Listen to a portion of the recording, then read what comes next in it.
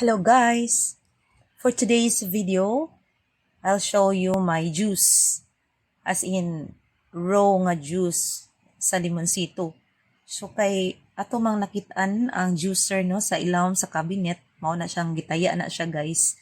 Kay wala na bantay, maybe natudan siguro nagtubig. So nakunahon na ta nga maghimo ta og juice. Pinaagi aning limonsito ang gipalit kagahapon, no?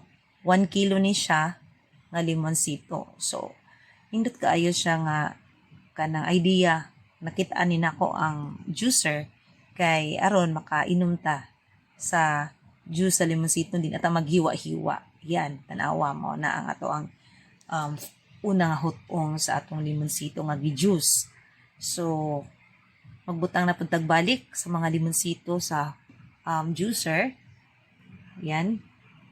So, disregard lang na guys ang taya ha nga naa sa kanang ato ang juicer. So, ayan lang nagbaliha.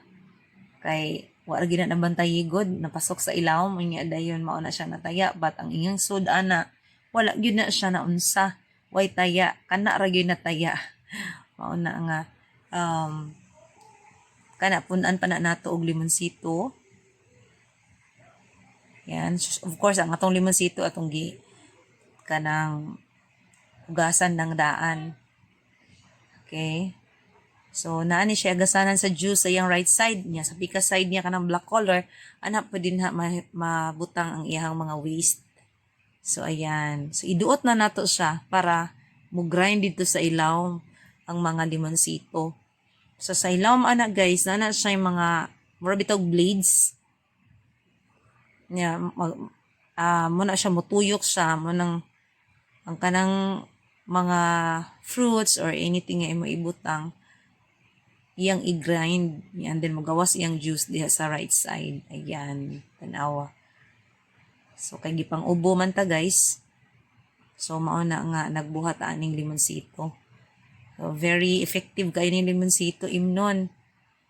Nang early in the morning pagkamata nimo moinom din kag 10 to 20 ml nga limonsito.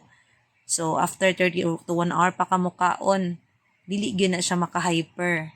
So, it will cleanse sa ato ang digestive organ, ang kaning limonsito. So, taas pa gid siya og vitamin C.